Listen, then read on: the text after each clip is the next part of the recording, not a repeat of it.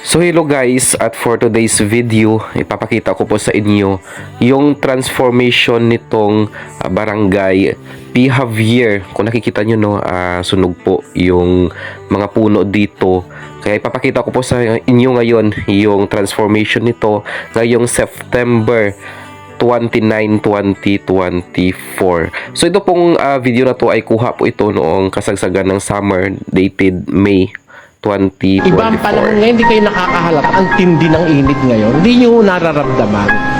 And it is the effect of the depletion and the destruction of the ozone layer. Ang atin pong ozone layer, yung protective covering of the atmosphere of the earth, na sumasala ho ng matinding radiation sa araw. Yan ho ay butas na ngayon. Hindi naman ho titigil kasi yung pagkasira niyan. Well, hindi naman natin po pwedeng mapigil na dahil napakarami ng pinakawalan sa atmosphere na pansira sa ozone layer. Ang isa pong nakakasira riyan, pagka kayo nagsisiga, yung plastic. Pag sinindihan mo yung plastic, nakakagawa po yan ng isang chemical, yung tinatawag na CFC, yung chlorofluorocarbon. Ayan. Pagka yung refrigerants nakawala sa ref o kaya sa mga sasakyan, nakaalis yung freon, yung tinatawag na freon na nagpapalamig. Tatakas yun papunta sa atmosphere. Maninira po yun doon. Alam nyo kung kaano ang sira? Bawat molecule po na makalabas na CFC, bawat molecule niya, sisira siya ng 100,000 molecule ng ozone layer. For every molecule of CFC, it can destroy 100,000 molecules of the ozone. And it will stay there, destroying continuously the ozone layer for the next 600 years. Yung pinawala natin ditong CFC ngayon, hanggang sa susunod na 600 taon, maninira yun dun sa ozone layer. Yan ngayon ang nagpapainit ng ating mundo. Mainit po ngayon ang mundo. Ikinukumpara ko nung araw, nagpapatintero kami nung mga kalaro ko, yun ho bang tumbang preso, no? Saka yung patintero. Laro ho namin yun eh. Sa init ng araw, nakakaya kong mainit eh. Pero ngayon, iba ang pakiramdam ko sa araw. Matindi masyado. Ayan. Yan po ay bunga ng pagkasira ng ating ozone layer. Kaya nasasabi ko, ang ating pong panahon ngayon, isang panahong kritikal. Gaya nung sinasabi ng mga siyentipiko na magiging 43 degrees centigrade ang temperatura ng average na temperatura ng mundo. Alam niyo ho ba ang kasunod ng mga pangyayari ron, mga kababayan? Pagka masyado na pong mainit, magkakaroon po ng pagkatunaw ng yelo sa north and south pole of the earth. Matutunaw po ang mga yelo. Tataas ang mga dagat. Kasi po may reserba tayong tubig sa yelo eh. Malamig dun eh, sa Alaska, sa may North Pole, saka sa South Pole. Puro po yelo yan, may polar caps ang tawag dyan sa ating mundo. Yan ang nagmamantinin ng temperatura ng ating mundo. Pag masyado na pong mainit, unti-unting matutunaw yan, tataas ang mga karagatan, liliit ang mga kalupaan. Makikita nyo ngayon kung ano epekto niyan. Hindi ba? Matitinding mga pagbaha at masyadong malamig na temperatura sa ibang parte at napakainit naman sa ibang parte. Magkakaroon na po ng imbalance na tinatawag. Alam niyo po kasi, ang nature na ginawa ng Diyos sa atin, nakabalance yan eh. Kaya pagka halimbawa, gabi, di ngayon walang araw sa Pilipinas, gabi eh. Nandun naman sa kabila ng mundo ang araw, iniinitan naman niya yung kabila. Ito naman sa atin, di na masyadong mainit dahil wala ng araw. Ngayon, bukas naman, ito na namang atin ang aarawan para wag tayong magyelo. Yun ho, nagmamantinin ng temperatura, yung pag-ikot-ikot natin ganun sa araw. Namamantin yan, temperatura ng mundo. Alam po yan ng mga nag-aral ng siyensya. Pagka ho dumating yung masyado ng mainit ang mundo, kahit umiikot pa mundo, mainit na talaga. Tapos itong video naman na to ay kuha nitong June 2024. So kung nakikita nyo no, medyo green na yung mga puno. Tapos meron ng mga dahon yung mga puno na pinutol nung mga taga dito. So yung ginawa po nila dito ay ginawang kaingin at nagtanim po sila ng mga palay dyan sa kanilang area kung saan po nila pinutol yung mga puno at nagsunog sila noong nakaraang summer. Ayan no, at dahil nga po no, puro kabundukan yung area dito.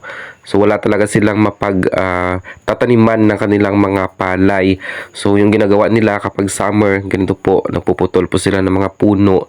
Pero hindi naman nila totally na pinuputol or pinapatay yung mga puno dito. So yung ginagawa lang nila, binabawasan nila ng sanga, tapos nililinis nila yung area kung saan sila magtatanim ng kanilang palay para pagdating po ng tag-ulan ay meron silang itataniman na mga area o location. So yun po yung naging rason kung bakit po sila nagsunog at nagputol ng mga puno dito, kasi wala talaga silang tataniman ng kanilang mga palay. So isa lamang po yun no, sa nangyayari kapag summer. So yung nakakalungkot lang at ito nga no, dahil po sa mga pinutol nila ng mga puno, tapos yung nagsunog sila, so nakakadagdag po yun ng effect sa ating ozone layer. Kaya po no, wala naman tayong magagawa doon kasi kailangan naman nilang magtanim para sa kanilang kabuhayan. At isa nga po ito no, yung pagkakaingin yung kanilang source of income or source ng pagkain nila dito sa Barangay P. Javier. So yung susunod po na video na aking ipapakita ay kuha po ito ngayong September 29, 2024. So panoorin po natin yung naging transformation po nitong Barangay P. Javier kung saan po sila nagkaingin nung nakaraang summer. So, ayan no, kung naalala nyo itong mga puno, yan. So, ito po yung kinunan ko ng video nung nakaraan. So, ito yun, yung mga puno na yan na pinutol, yung mga sanga, tapos ginawang kaingin itong area. So, ito po yun. Pero ngayon, yung naging result naman kasi na pagputol nila ay naging kabuhayan. So, nagtanim sila ng mga palay dito, yung mga native na palay. Kaya, ginawa nila, pinutol nila yung mga puno. Pero hindi naman nila pinatay yung mga puno. So, talagang binawasan na nila ng sanga. So, makaganda dito. So bali ito na po no, yung mga palay na nakatanim dito. Yung iba naani na rin, tapos yung iba ay hindi pa naani. So may naabutan pa tayo dito na mga area na hindi pa totally naani. So bali tatlong variety po yung nakita kong palay na nakatanim dito. So merong black rice, merong plain na rice, tapos meron pong malagkit akong nakita na nakatanim na palay dito. Ito po yung native na palay. Yan. Nakita. Kulay violet siya. Ayan. Na itim. Itim pala, sorry. So itim yung kanyang kulay ng palay dito. So ganyan po ka lawak ng kanilang palayan dito. Ayan. Ibang variety yung nandun. Kasi yung nandun sa una kulay black yung kulay ng palay. So ito, tingnan natin.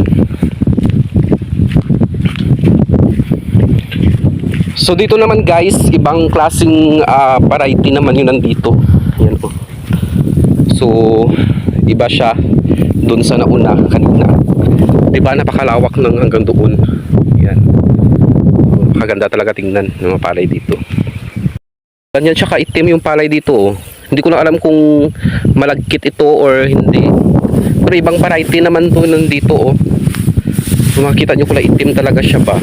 Yan. So wala tayong idea kasi wala tayong nakikitang may-ari dito. Hindi natin sila matatanong kung anong klaseng palay ito.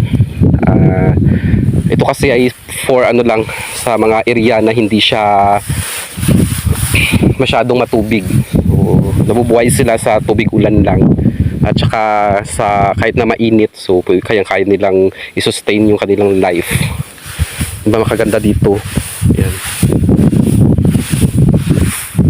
So hanggang dito na lang guys no, yung ating adventure dito sa Barangay P. Javier, at abangan nyo po yung ipopost ko pang mga videos na nandito sa Barangay P. Javier noong pumunta kami nitong September 29, 2024. So ibang version naman po yon, at ito nga po yung unang video na pinakita ko ay puro palayan lamang po.